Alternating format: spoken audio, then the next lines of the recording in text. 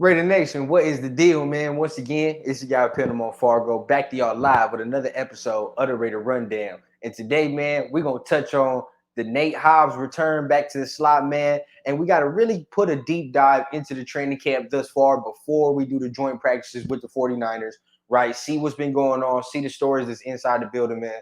So without further ado, let's get this intro started and let's get the show cracking.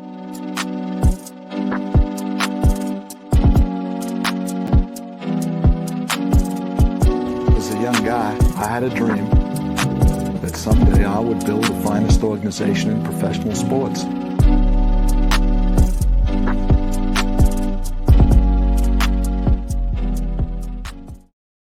Nation, what is the deal, man? Once again, you're watching another episode of the Raider Rundown. Make sure you're tapping on that like and subscribe button, and please even hit on the little notification bell so you get updated whenever I drop an episode like this one here.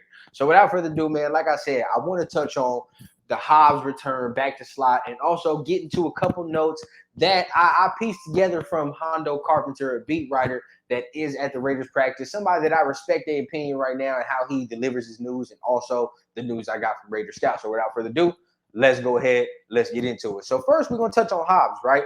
So it's been reported, right, by Vinny Bonsignore now, by my guy Raider Scout, who I like to follow, who I like to get information from as well, and a couple other beat reporters, that Hobbs will be moving back into the slot, right? And this is something that on my channel, if you've been following me for a minute, if you're new to the channel, right, I've always said that I feel that Hobbs' ability and what he can do is best suited in the slot. I feel like his athletic ability, right, everything that comes with him, his quick feet, right, his physicality, all of that, I feel like it is better suited for him to be a very, very good slot corner in the NFL.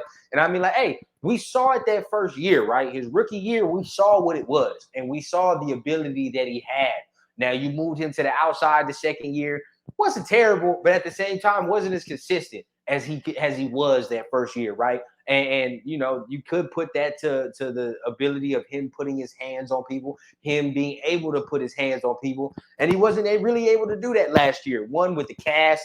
Two, it's a different type of corner you're playing on the outside than slot, right? So at the end of the day, I feel like this is a very good move for Hobbs to move back into the slot because it unlocks the secondary even more. Now, with Hobbs going back into the slot, the rook, man, Jacorian Bennett will be taking that spot on the outside. And like we said in episodes previous, this is the best situation that can happen for the Raiders, bro. You have the rookie start, you have Marcus Peters on the other side, and you have Nate Hobbs starting in the slot.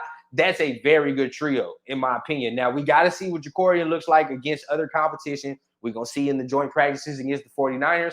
We also are going to see in the preseasons, which I feel like he's going to be playing a lot, right? I don't really like, and remember, I don't have any sources or anything like that. So whatever you hear me saying right now, this is my intuition. This is what I feel, my opinion, right? But until the day I can start getting the motherfucking sources, right? And when I do that, it's over. All right, it's over. But at the end of the day, right, as of right now, we're just going off of the intuition, what we see. And I feel like Jacorian Bennett is going to be playing a lot in the preseason. I mean, he has to, because at the end of the day, he's a rook. He needs the time. He needs the rhythm. He needs the repetition. Same with our other rookies, Michael Mayer, right? Although I don't think Mayer needs to be playing a lot, right? I do feel like he needs to play in the preseason. Same with Aiden O'Connell. He got to get as many reps as he can, right? And just same for Trey Tucker. All the rookies that we have that need to get their rhythm of the NFL speed, I definitely feel like are going to play, some more than others. But at the end of the day, right, I do feel like, you know, we're going to see Jacorian out there. But having Hobbs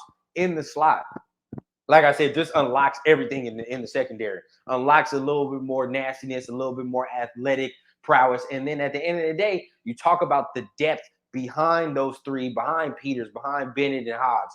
You got Duke Shelley, Brandon Faison, Sam Webb, David Long, you know, Amik Robertson. Everybody's making plays. That's a lot of depth. And this corner secondary room has flipped dramatically from the first year of Josh McDaniels and Dave Ziegler to this year. That's something that you can really attest to the front office, because at the end of the day, this secondary looks more competitive, looks more fiery, looks more hungry. So at the end of the day, I'm excited to see what they do when they step onto the field, right? So here we got to go over some other training camp news, right? What we're going to touch on right now is the offensive line. Okay, and I touched on this a little bit a couple days ago, but we're going to keep elaborating on it. And that's the battle for the right side of the offensive line, okay, because it's in flux. The right side is in flux. Who, when we thought that Jermaine Illuminor was going to be just winning the job outright, right? You now see that Thayer Munford is pushing him for that starting right tackle spot. And it's a legitimate battle. It's a legitimate battle. And that's something that I am very happy to hear. I'm not mad at all, right? And this information I'm giving you is from Hondo Carpenter, who was there and is a very good beat reporter for the Raiders. I'm going to put the link to the video that he was talking about all the training camp stuff in my video here, so y'all can go ahead, watch that for yourselves, decipher your own opinion from somebody who's actually there at the practice. Because at the end of the day, I can give you all these notes, I can give you all this stuff, but it's better to also hear from somebody who is there, seeing it with their eyes, right? Soon enough, I'll be there giving y'all that live information. But for right now, definitely go form your opinion from the people who are there.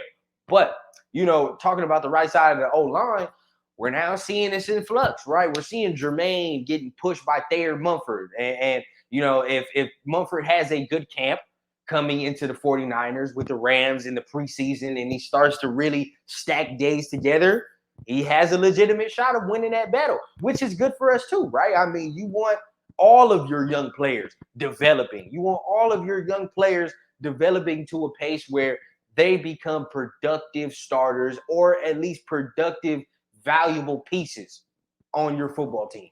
And that's exactly what we're seeing now. Development is coming into its own.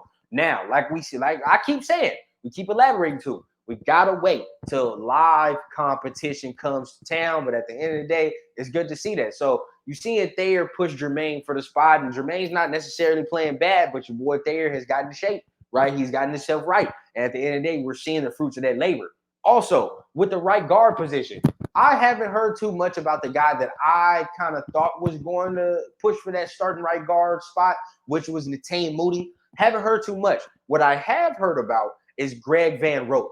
Okay, I've heard about Greg Van Roten. I've also heard sparingly about Alex Bars. Yes, I know. But at the end of the day, right, it's been reported they look good. Okay, and I've heard a lot about Greg Van Roten. Have heard very little about Netane Moody. Doesn't mean he's not doing good. Just me personally, I haven't heard anything from him. So when you're looking at that right side, it could be a combination. There's a very legitimate chance it could be a combination of Greg Van Roten and Thayer Munford on the right side of that O-line if they continue to perform, right? There's a very good chance. But those are two battles to keep in mind that's really going underway. Keep that in mind, all right, on the offensive side, because right now, it's looking very scary. Okay, it's looking very scary. Not in a bad way, but at the end of the day, it's looking good that we have competition. People are looking good.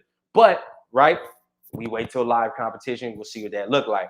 Now let's transition over to the defensive side of the ball. Okay, everybody's ranting, raving about the addition of Marcus Epps, Marcus Peters, these guys that you have, Robert Spillane.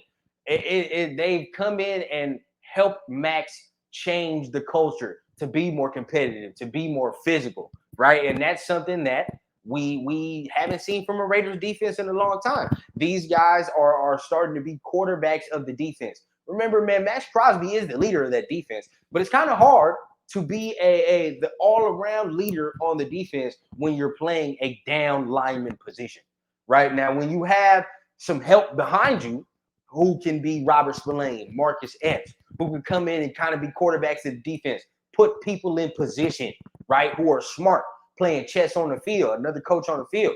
These guys can put other players in position to be successful, not only themselves, but other players, right? And so this is exactly what the Raiders have been lacking for years, right? Just players who have the knowledge, players who are very smart, the IQ's through the roof, to help other players be put into position so the whole team is successful. And at the end of the day, being able to hear that and being able to see that is very, very uplifting, giving me hope once again, right? Now, last but not least, I want to really, really touch on the Jimmy G thing. Okay, I want to touch on the Jimmy G inconsistency that I've been talking about as of recently. And I don't want to say I've had a change of heart, but I have been looking inward. I've been asking myself certain questions about Jimmy G, about the inconsistency, and at the same time doing a little more research and doing a little more deep digging, right? So when we talk about Jimmy G and his inconsistency, yes, there's times that he is holding on to the ball a little too long. From what I'm hearing, he's holding on to the ball a little too long when he has to get into a deep drop. Okay, and he's starting to pat the ball. He looks unsure of himself in the deep drops. Now, also, from what I'm hearing, this Josh McDaniels offense is predicated from 7 to 25 yards of space. Okay, when you think about that, that's real short to intermediate game.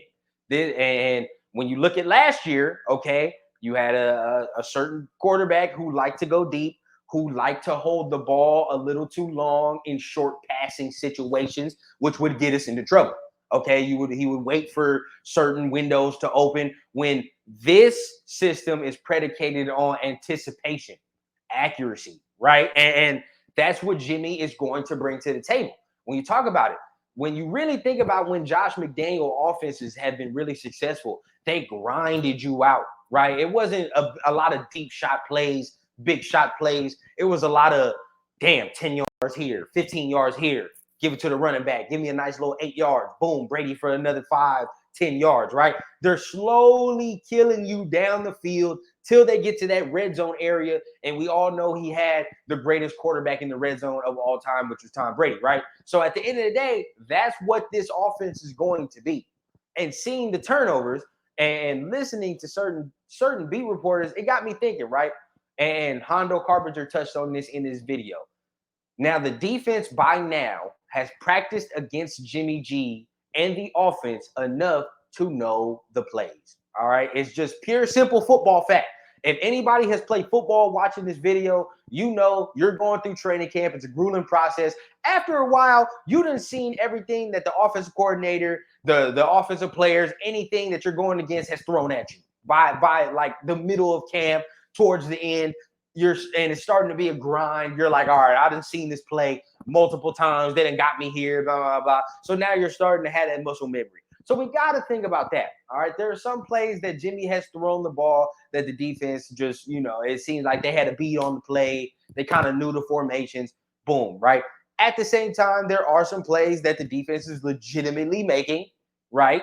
But we all knew that when we signed Jimmy G, we were going to get a quarterback that had the hot and cold streak. All right. He's not one of those quarterbacks that you're going to win because of, right? You're not going to win because of Jimmy G. He's going to help you win and he's going to manage the game.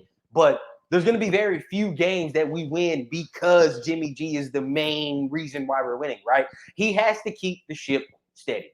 That's exactly what his job is. He's going to manage the game, and he has to manage the turnovers as well. I feel like as long as the Raiders offense does not turn the ball over, we're going to be in good shape, right? And everything that we're hearing so far, right, the weapons are off the charts. You talk about Jacoby, Hunter, Devontae, Trey Tucker, Philip Dorsett, the list goes on, okay? The weapons are off the charts. And that's why this Josh McDaniels system is predicated on getting the ball in the playmakers' hands, all right, and letting them get yak, letting them get yards after catch, and letting them make plays. Okay, that's what this offense is going to be.